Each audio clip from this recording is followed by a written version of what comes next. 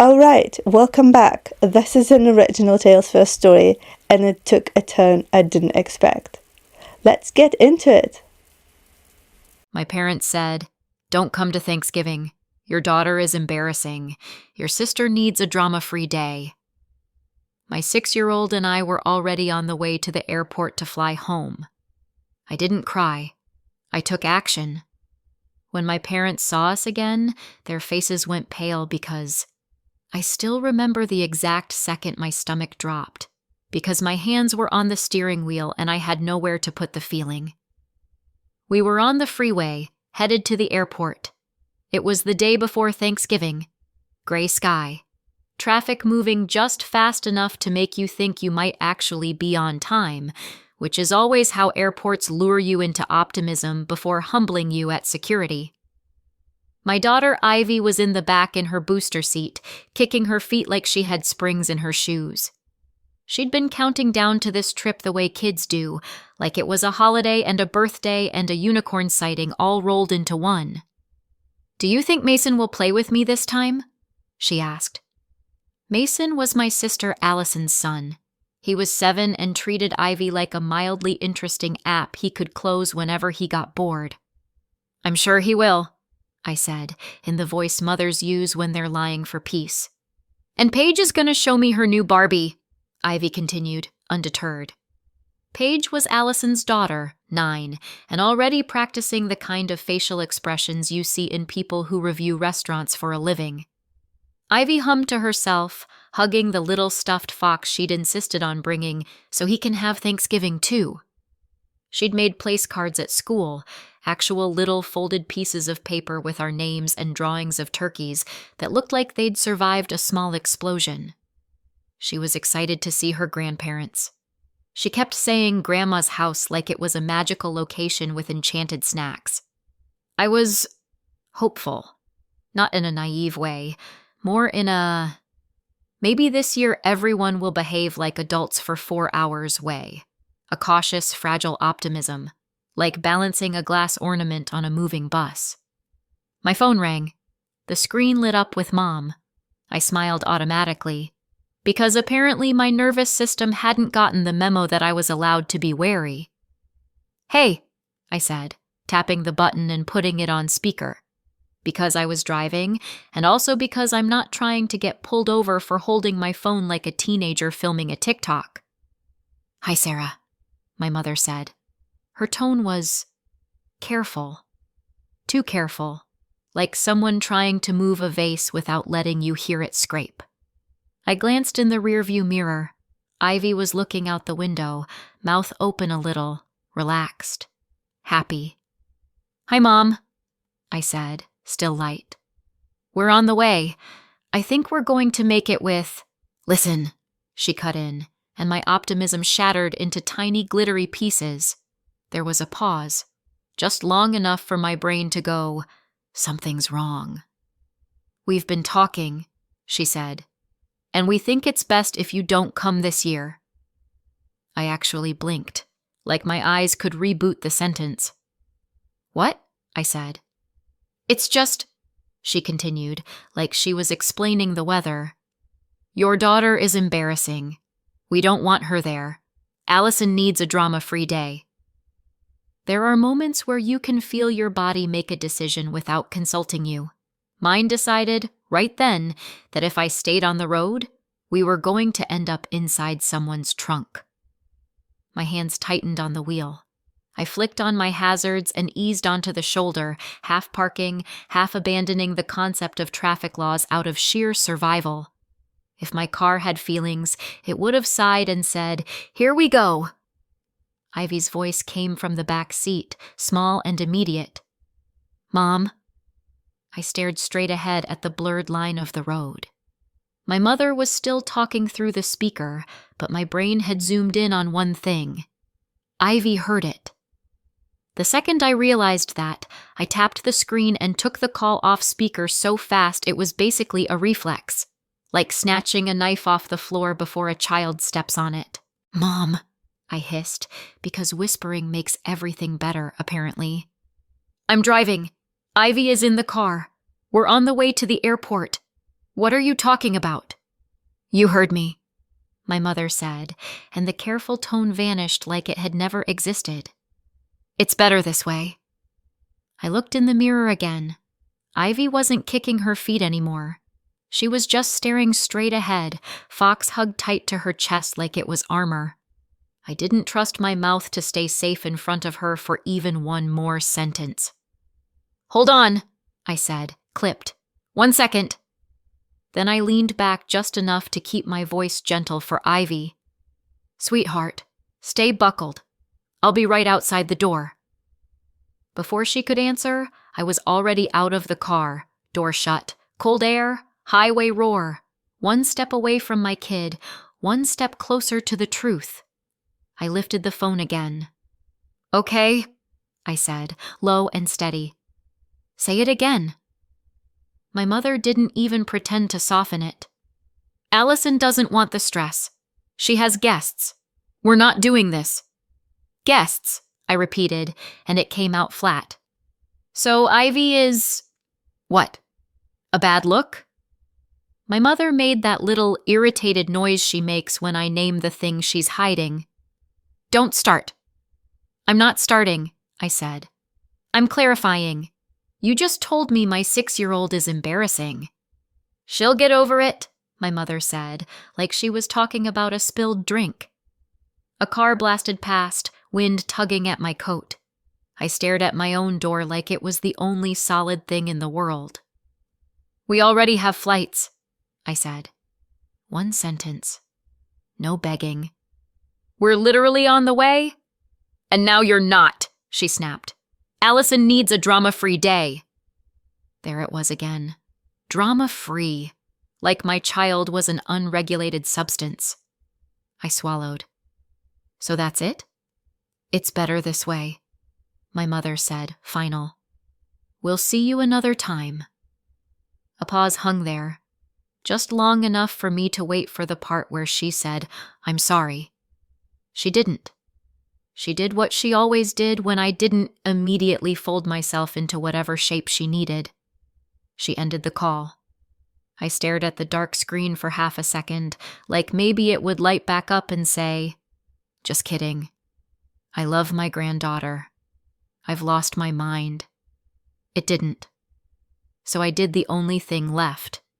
I called the person whose comfort apparently ran the holiday calendar. Allison picked up on the second ring. What? She said, already annoyed, like I'd interrupted something important. Breathing, probably. Did you tell Mom not to let us come? I asked. Because of Ivy? A beat, then a sigh. One of those sighs designed to make you feel embarrassing for speaking at all. Sarah, Allison said. I have people coming. People, I echoed. Justin has clients, she added quickly, like that made it noble. Like it was charity work to host Thanksgiving for the commercially important. My stomach went cold. So, you didn't want questions? There was silence, just long enough to count as an answer. Allison's voice sharpened. I don't want a scene. My child exists, I said. That's the scene. You're doing it right now, Allison snapped. This is why nobody can deal with you. You make everything dramatic. I didn't argue. I didn't explain. I didn't try to teach empathy to someone who treated it like an elective. Okay, I said, and my voice was calm enough that even I didn't recognize it. Got it. And I ended the call before she could reply. I stood there on the shoulder of the freeway for a few more seconds, because I needed to breathe. Then I opened the door and climbed back in. Ivy's eyes flicked to my face immediately, searching for clues the way kids do when they don't have words yet. I forced my face into calm, the kind of calm mothers learn in hostage situations. Hey, I said softly. Ivy didn't hesitate. They don't want me. My throat tightened. I had a sudden, vivid urge to scream into the steering wheel, but Ivy was watching me, and I had one job. No, I said automatically. Don't lie, Ivy said, voice wobbling. I heard it. Grandma said I'm embarrassing. I sat back and stared at the highway. My hazards blinked, steady and bright, like my car was quietly calling for help. I'm sorry, I said, and it came out rough. Ivy hugged her stuffed fox tighter, like she could protect it from shame. I stared at the airport signs in the distance, and I realized something with a kind of stunned clarity. I could still make this day about us. I turned the car around. Ivy didn't say anything for a while. That was the scariest part. A quiet 6-year-old is never a good sign. I drove us to an ice cream shop because I didn't know what else to do with a broken heart and a child who still believed in grandparents. Pick whatever you want, I said. 2 scoops. She looked at me. Even sprinkles? Especially sprinkles, I said. We sat by the window. Ivy stared at her sundae and didn't eat it. Then I noticed the table next to us, an older couple, their daughter, and a little girl about Ivy's age.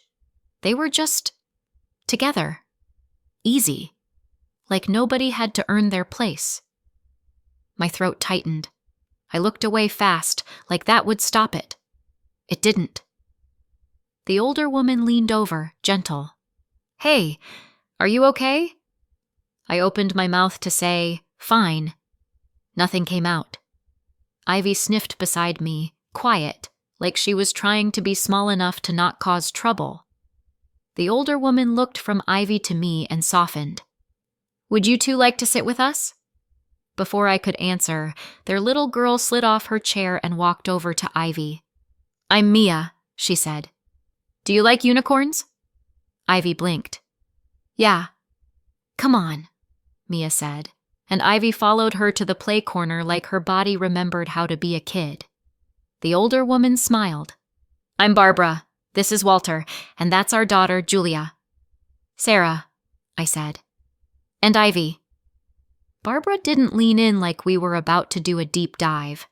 She just nodded toward the play corner where Ivy and Mia were already arguing over a plastic spoon like it mattered.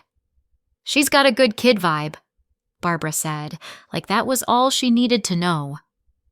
Walter slid a napkin toward me without making it a thing. Small gesture. Big impact. Julia gave me a quick, sympathetic look and said, holidays can be a lot. I let out a breath that wasn't quite a laugh. That's one way to put it. Barbara watched me for a second, quiet, not nosy, and asked gently, Are you okay? I should have said yes. I should have said, just tired, and moved on like I always do, but my mouth betrayed me. Not really, I admitted. And then, because the dam was already cracked, one sentence slipped out. We were supposed to fly home for Thanksgiving, and my mom called and told us not to come. Barbara's expression changed. Not dramatic, just immediate. Because of Ivy? Julia asked, softly, like she already knew the answer, but didn't want to assume. I stared at my hands. Yeah. Walter's jaw tightened. Barbara's voice dropped, careful. What did she say? I hesitated. Then I swallowed. That Ivy was embarrassing. Nobody spoke for a beat. Barbara didn't ask for a life story. She didn't demand details. She just said, quietly, like she couldn't help it, how could anyone say that about a child? And that was the problem. Because the real answer wasn't one sentence. It wasn't just one phone call. And I had no idea where to even start. Barbara and Walter were watching me like they were waiting for the rest of the story, and I realized I'd never actually said it out loud to people who weren't already committed to misunderstanding me. So I did what I always do when I'm about to say something painful. I made a joke. My family's big on tradition, I said, like turkey and stuffing and pretending I don't exist unless my sister needs an audience. Julia let out a short laugh that sounded like it surprised her, like she recognized the coping mechanism. Barbara didn't laugh, not because she didn't get it, because she got it too well. You have a sister, she said. Older, I said. Allison. Just saying her name made my shoulders tighten. Allison was the right daughter, the one who didn't cause problems, mostly because she never had to ask for anything. It was handed to her like a crown. Growing up, Allison's achievements were framed. Mine were acknowledged, if nobody was busy. If Allison got an A, my parents said, "That's our girl." If I got an A, my parents said, "Good, keep it up." If Allison cried, the house rearranged itself around her. If I cried, my parents said, "Don't start." As adults, Allison married Justin, a man my parents approved of like they were on the judging panel of a reality show called America's Next Acceptable Son-in-Law. Justin shook hands like he meant it. He wore button-down shirts. He laughed at my dad's jokes. He fit into my parents' world like a puzzle piece they'd ordered online. Allison had Mason and Paige, and my parents turned into the kind of grandparents you see in commercials. The kind who baked cookies and posted pictures and wrote captions about blessings. When Mason was born, my mother announced it like the royal family had produced an heir. When Ivy was born, my mother said, "Well, that's going to be hard." I didn't say that to Barbara and Walter. Not yet. Because the thing is, my parents weren't villains in a movie twirling mustaches. They weren't cruel every second. They could be sweet sometimes, in small, confusing bursts. A birthday card, a toy mailed once, a "tell Ivy I love her" tacked onto the end of a phone call like a spare thought. Just enough to keep me hoping. Just enough to keep me trying. Ivy's father, my ex, was a relationship I thought would become a life. He smiled in photos. He could be charming in public. And then, quietly, behind closed doors, the charm curdled. I won't go into details, you don't need them. What matters is, it became abusive. And one night I packed a bag, buckled a much smaller Ivy into her car seat, and drove to my parents' house because I genuinely thought, this is what family is for. I pictured a door opening and my mother pulling me in and saying, "You're safe." What I got was my mother looking at the bag and saying, "Are you sure?" And my father, half awake, blinking at me like I'd shown up with a raccoon. "He seemed fine," my mother said. "You've always been sensitive, Sarah." Sensitive. Another family motto. I told them the truth as carefully as I could. I said, "He's not who you think he is." And my mother said, "Don't dramatize." They let us stay. That's the part I used to focus on, like it excused everything else. But staying felt like living inside a warning label. Nobody screamed at me. Nobody threw us out in the snow. It was subtler than that. It was the way my mother would sigh when Ivy cried like the sound was personally offensive. It was the way my father would look at the TV when I talked, as if eye contact might obligate him to care. It was the way my mother would say things like, "You know it's going to be harder doing this alone," and "It's a shame things didn't work out," as if the problem was the aesthetic of my life, not the safety of it. Once, I said, quietly, carefully, that I was relieved I wasn't married to him. I meant it practically. Divorce is expensive and exhausting. My mother stared at me like I'd confessed to a crime. "Families figure it out," she said. "People don't just leave." I remember thinking, yes, they do. I just did. But I didn't say that. I swallowed it. I told myself my mother was old-fashioned. I told myself she didn't understand abuse. I told myself she wanted what was best. I told myself a lot of things.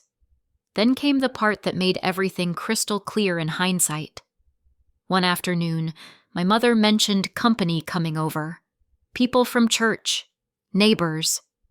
Nice people. And she said, "Why don't you take Ivy out for a bit?" Not because Ivy needed fresh air, because my mother didn't want to explain me. I took Ivy to a park and watched her wobble on a slide and thought, at least she's happy. I told myself it was temporary. It was always temporary, until it wasn't. I started applying for jobs like my life depended on it, because it kind of did. My parents didn't say, "You have to leave." They said things like, "So what's your plan?" And "You can't stay here forever." And "You don't want to get stuck." Eventually, I got a job offer, a decent one, but it was far enough that visiting meant planning, tickets, the whole production. I remember standing in the kitchen with the offer letter in my hand, Ivy on my hip, and saying, "It's really far. I think I should keep looking for something local, just a little longer." I expected my parents to say, "Of course, we can help. Stay. Find the right thing." My mother didn't even hesitate. "A job is a job," she said. "You don't turn that down." "You can't be picky," my father added, without looking up. "You don't want to be stuck here forever," my mother said, and the words landed like a door closing. So I took the job. I moved. I built a life far away. I told myself it was independence. And it was, but it was also exile with better branding. Despite everything, Ivy kept asking about her grandparents, mostly because other kids talked about theirs, and she wanted to belong. So when my mother called her embarrassing, it didn't just hurt me. It hit Ivy. And that was the final straw. I could swallow shame aimed at me, but I wasn't going to teach my daughter to swallow it too. That's why, sitting in that ice cream shop, watching Ivy play with Mia, I finally let myself see the truth. It didn't have to be like this. And when Barbara said, "Come to our Thanksgiving tomorrow," I understood it wasn't pity. It was a door. I went. Not because I wasn't terrified, because Ivy deserved a holiday where she wasn't treated like a problem to manage. Barbara's house smelled like actual Thanksgiving. Roasting turkey, butter, cinnamon, something baking that made the whole place feel warm before anyone even spoke to you. Walter opened the door with a grin like we were expected, not accommodated. "Sarah," he said, like my name belonged in his house. "You made it." Ivy hovered behind me at first, clutching her stuffed fox like a shield. Then Mia appeared and said, "You're here!" Like it was the best news of her life. Ivy's shoulders dropped 1 inch, then another. Barbara handed me a glass of something warm and said, "Kitchen's that way. Shoes wherever. You're family today." Family today. That phrase could have been corny. Coming from Barbara, it felt like truth. Ivy and Mia disappeared into a room full of toys, and I stood there in the entryway with my coat still on, blinking like someone who'd walked into the wrong movie. Then my phone buzzed. I checked it quickly, out of habit. Like maybe the universe would send me an apology text and I could go back to believing in magic. It was Facebook. And there it was. A photo of my parents at the table with Allison and Justin, Mason and Paige, all smiling, posed, perfect. The kind of picture that screams, "We are grateful. We are blessed. We are also very good at angles." The caption was something about family and nothing like time with the grandkids. Hearts, comments, people saying, "So beautiful," and "Love this." There was no mention of me, no mention of Ivy, not even a polite lie like missing someone, just clean erasure. I stared at it for a long second, and something in me went very still. Not sad, not shocked, just done. I slid my phone back into my pocket and walked into Barbara's kitchen, where Julia was stirring something on the stove and Walter was carving something like he took it personally. Barbara glanced at my face and didn't ask. She just nudged a plate toward me and said, "Sit, eat while it's hot." And here's the thing. I didn't cry, not because I wasn't hurt, because I finally understood that my tears were wasted on people who used them as proof I was dramatic. So I took action. It wasn't dramatic action. It wasn't revenge. It was a quiet internal decision so firm it felt like steel. Ivy would never audition for love again. Later, while we were eating, Ivy leaned toward me and asked, very softly, "Mom, do you think Grandma will ever want me?" My fork paused in midair. Across the table, Barbara didn't look at me. She didn't need to. I could feel her listening. I forced my voice into calm. "You are not the problem," I said. "Not ever." Ivy nodded like she wanted to believe me, but wasn't sure she was allowed to. Julia reached over and slid Ivy an extra roll. No fuss. No poor baby. Just, "Here. You're included." After Thanksgiving, my parents didn't text. I didn't text. Days turned into weeks. Weeks into months. It wasn't a dramatic cutoff. It was mutual silence that proved how conditional my place in that family had always been. If I wasn't showing up to be managed, nobody came looking. Meanwhile, Sunday dinners at Barbara and Walter's became normal. Every week, 5 o'clock. Like a standing appointment with safety. Slowly, Ivy's drawings started appearing on their fridge. A kid cup stayed in the cabinet like it lived there. Mia would save Ivy a seat without being told. Walter would ask Ivy about school like her answer mattered. One Sunday, Ivy spilled apple juice on the table. I flinched. Because my body still expected sighs and eye rolls, and honestly, Sarah. Barbara just grabbed a towel and said, "It's a table. It's been through worse." Walter nodded solemnly. "I once spilled gravy on a Thanksgiving centerpiece in 1998. The family survived." Ivy giggled. A real giggle. Dry humor is how I survived my childhood. Warm humor is how Ivy was healing. And then, one afternoon, it happened.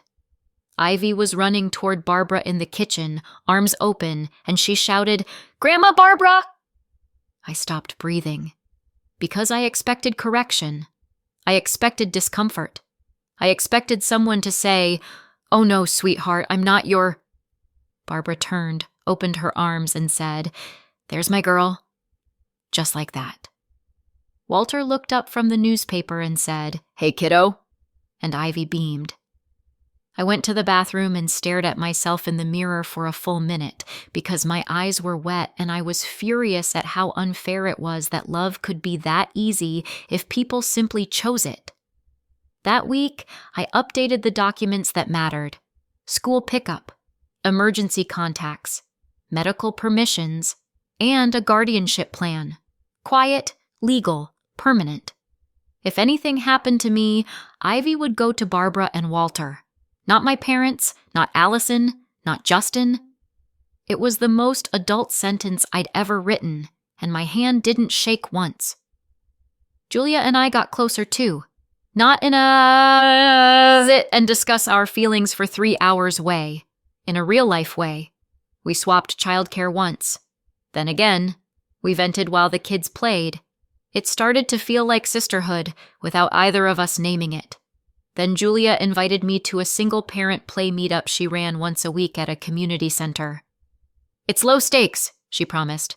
"Kids play. Adults pretend they remember how to socialize." That sounded like my kind of nightmare, so I went. And that's where I met Lucas. He walked in with a little boy, Leo, who had a cowlick and the serious expression of a child evaluating whether this place had snacks. Lucas wasn't flashy. He didn't walk in like he was auditioning to be everyone's favorite dad. He just noticed things. He held the door for a mom juggling a stroller. He picked up a dropped sippy cup like it wasn't beneath him. He nodded at Ivy like she was a person, not an accessory to me. It didn't happen all at once. Lucas became a steady part of our routine, then our life. Ivy and Leo clicked. Sundays at Barbara and Walter's became normal. A year passed, quiet, solid, and somehow, without fanfare, we ended up planning a wedding. 1 year after the Thanksgiving that started it all, my life looked nothing like it used to. I was engaged to Lucas. Ivy had Leo and Mia like built-in best friends. Barbara and Walter weren't nice people we met once. They were family. My biological family had been silent for a year, so when Mom's name lit up my phone, I stared at it like it might bite. Lucas looked up. "You okay?" "Define okay," I said, and answered. "Sarah," my mother said, careful, controlled. The same tone from the highway. "I hear you're getting married." "Yeah." A beat. Then the real reason. "Where is our invitation?" I kept my voice calm. "You're not invited." Silence. Then outrage, like I'd broken a law. "What do you mean you're not inviting us?" "I mean exactly that." "This is ridiculous," she snapped. "What was ridiculous," I said, "was you calling my 6-year-old embarrassing." "Don't start," she warned. I almost laughed. Muscle memory. "I'm not starting," I said. "I'm finishing." She hung up. Then the pressure came in waves. Calls, texts, relatives I hadn't heard from in years, suddenly discovering my number like it was a hobby. "You can't not invite your parents. Be the bigger person. Family is family." I explained once. One sentence to one person. "They rejected Ivy. She heard it." The line went quiet after that. Then the voicemail arrived. "We're coming anyway," my mother said, tight and satisfied, like she'd solved a problem. Allison texted, "You're being dramatic. This is why nobody can deal with you." Lucas listened to it all, jaw tight. "You're not crazy," he said quietly. "Thank you," I said. "I'd like that embroidered on a pillow." We arranged security for the wedding. One rule, no exceptions. No one approaches Ivy. Wedding day arrived. I was getting ready with Julia fussing over a curling iron, Barbara fixing Ivy's dress, and Walter standing nearby pretending he wasn't emotional. Ivy spun. "Do I look fancy?" "You look like trouble," Julia said fondly. "The best kind." Barbara smiled at Ivy. "Our girl." Walter cleared his throat. "Ready, kiddo?" Then the coordinator stepped in. "Sarah, your parents are here, and your sister's family." My pulse spiked. Lucas was instantly beside me. "Want them removed?" I looked at Ivy. Bright dress, little bracelet, 6-year-old heart still healing.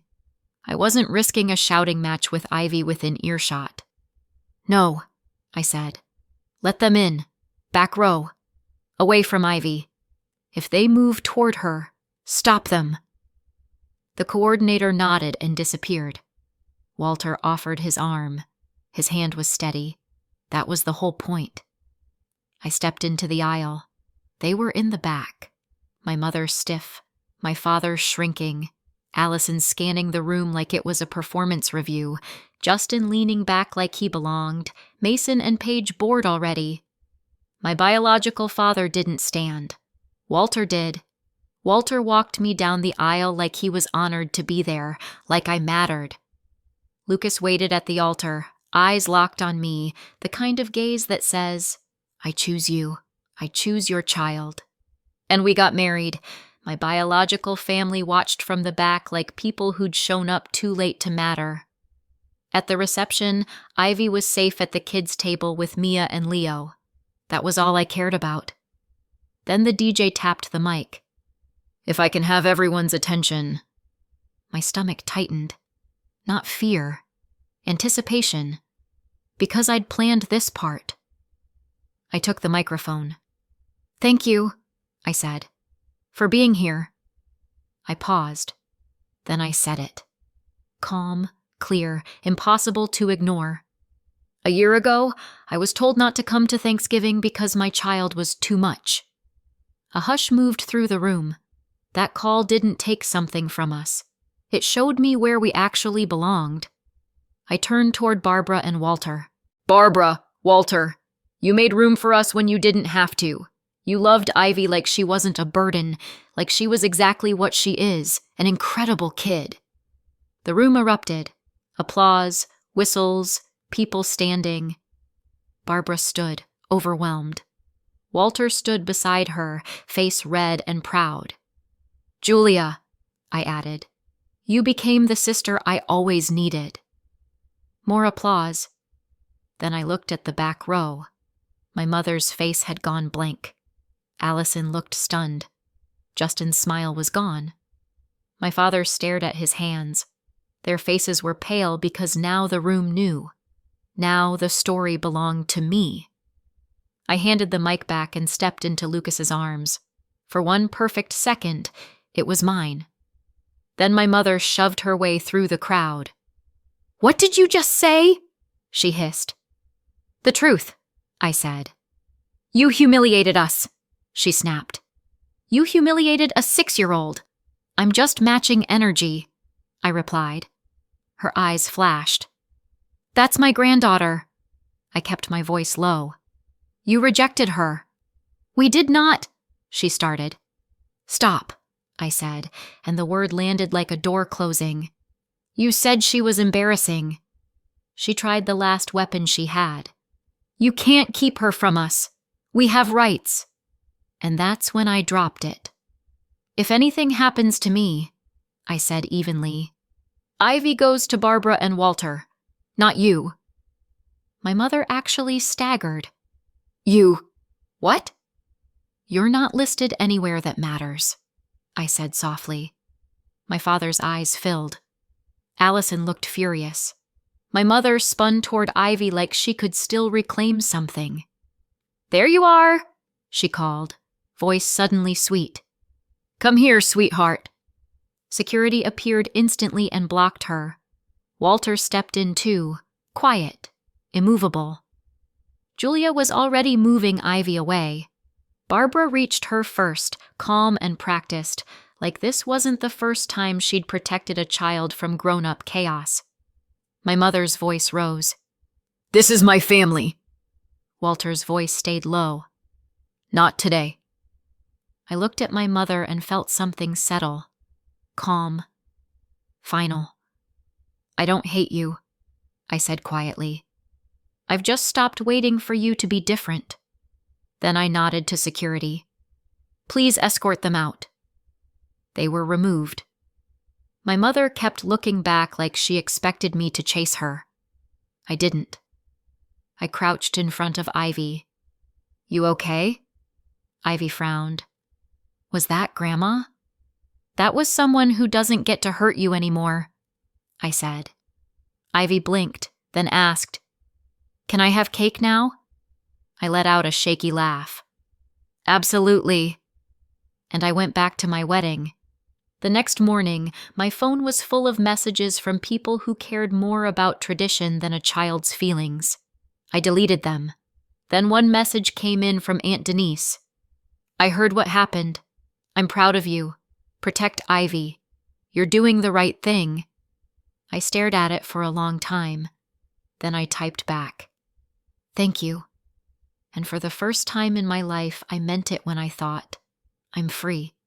So what do you think? Did I go too far? Or was this the only way to protect Ivy? Tell me in the comments and subscribe for more stories.